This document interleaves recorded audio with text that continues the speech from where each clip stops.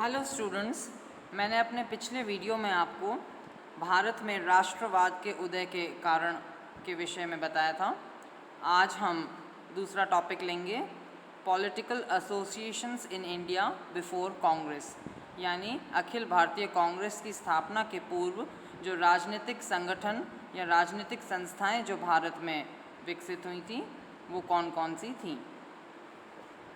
भारत में पाश्चात्य प्रभुत्व ने कुछ ऐसी शक्तियों को जन्म दिया, कुछ उसके सीधे परिणाम स्वरूप तथा कुछ प्रतिक्रिया के रूप में, जिन्होंने अंत में उसी पाश्चात्य साम्राज्यवाद को चुनौती दी। पाश्चात्य संस्कृति के भारत आने के फलस्वरूप राष्ट्रवाद, राष्ट्रीयता, राजनीतिक अधिकारों जैसी आधुनिक राजनीतिक धारणाएं भारत में विकसित हुईं। भारतीय उपमहाद्वीप में उन राजनीतिक विचारों का विकास हुआ जिनसे भारतीय इतिहास सर्वथा अनभिज्ञ था। वास्तव में इन राजनीतिक संगठनों ने भारत को आधुनिक संसार में प्रवेश दिलाया। इन संगठनों की विशेषता यह थी कि ये धर्म और जाति की परिधि से दूर अन्य उद्देश्यों के लिए बनाए जा रहे थे। तो हम सबसे पहले लेंगे Bengal political association in Bengal presidency.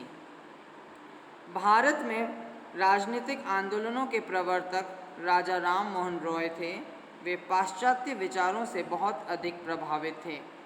वे पहले व्यक्ति थे जिन्होंने भारतीयों की शिकायतों की ओर अंग्रेज़ों का ध्यान आकर्षित करने का प्रयत्न किया और उनका समाधान भी मांगा। उन्होंने समाचार पत्रों की स्वतंत्रता,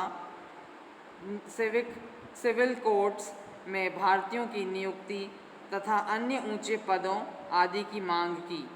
1833 के चार्टर एक्ट की कुछ उदारवादी धाराएं उन्हीं के प्रयत्नों का परिणाम थी। प्रथम राजनीतिक संगठन बंग भाषा प्रकाशक सभा थी जो 1836 में बनी। यह सभा सरकार की नीतियों से संबंधित मामलों की समीक्षा करती थी और उनके सुधार के लिए सरकार को प्रार्थना पत्र भेजती थी।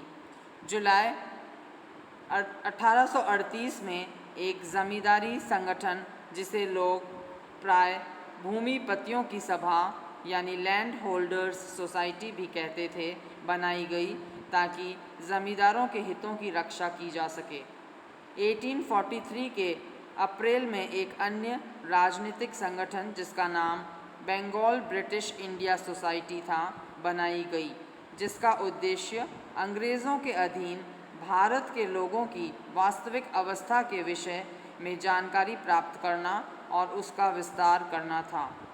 परंतु ये दोनों ही संस्थाएं लैंड होल्डर्स सोसाइटी तथा बंगाल ब्रिटिश इंडिया सोसाइटी उन्नति नहीं कर सकी और अंत में 28 अक्टूबर 1851 को इन्हें मिलाकर एक ब्रिटिश इंडियन एसोसिएशन बना दिया गया।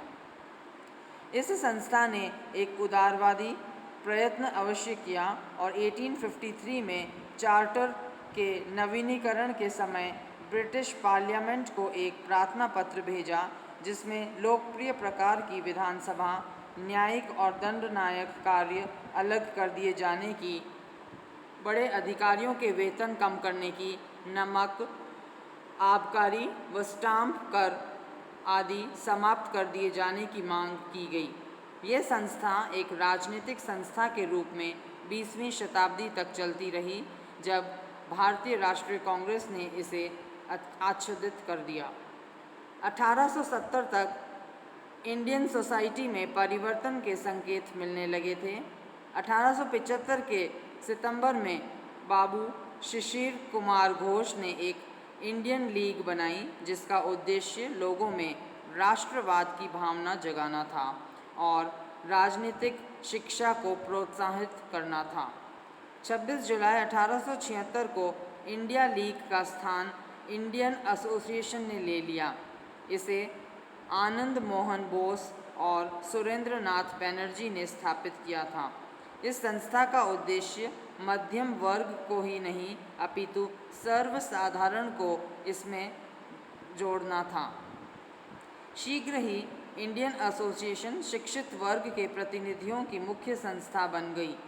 सुरेंद्रनाथ बैनर्जी ने देश में एक चक्रवात के समान तीव्र गति से दौरा किया, जिसमें वह बनारस, इलाहाबाद, कानपुर, लखनऊ, अलीगढ़, मेरठ, अमृतसर, लाहौर आदि नगरों में घूमे। कुछ नगरों में उन्होंने इंडियन एसोसिएशन कलकत्ता की सहायक संस्थाएं स्थापित की।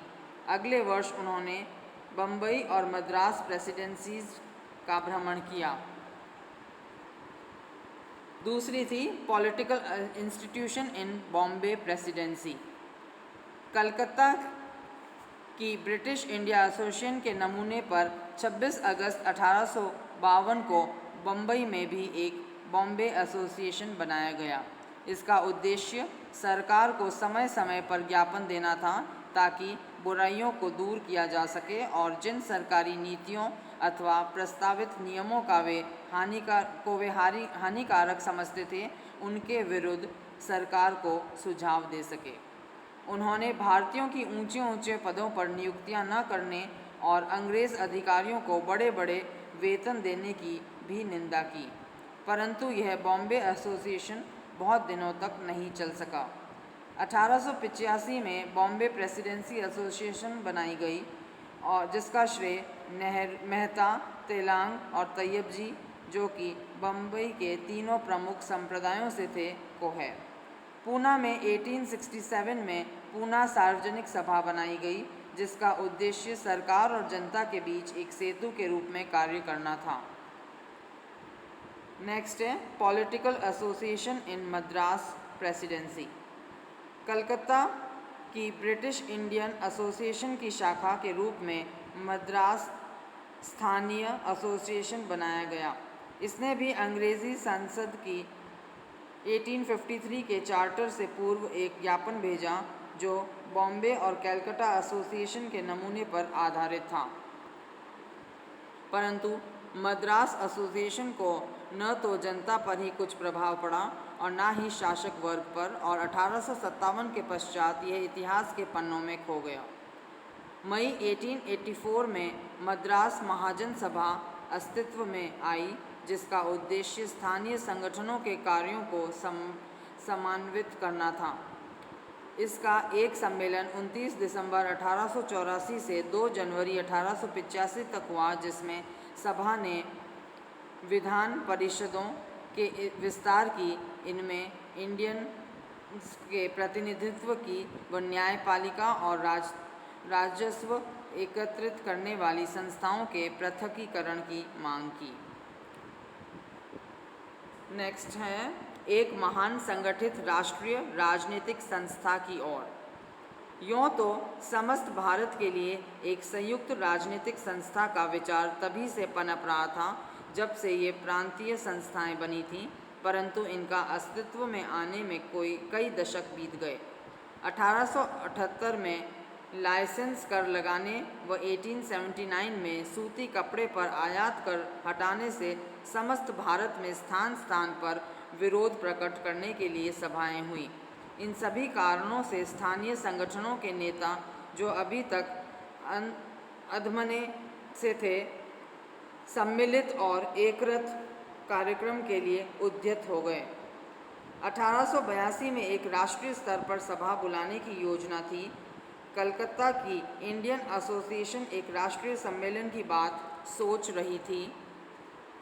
एक भारतीय संवैधानिक सुधार एसोसिएशन बनाने की योजना थी।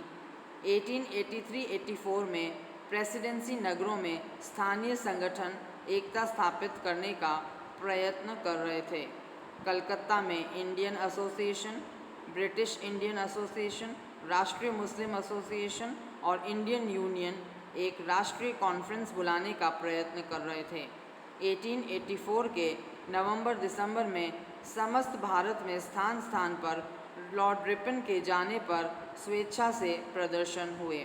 समाचार पत्र टाइम्स ऑफ इंडिया ने लिखा था कि इन प्रदर्शनों में संगठन की उस आत्मा का प्रदर्शन हुआ है जो कि पहले कभी नहीं हुआ था। तो ये थे भारतीय राष्ट्रीय कांग्रेस या अखिल भारतीय कांग्रेस की स्थापना के पूर्व के राजनीतिक संगठन।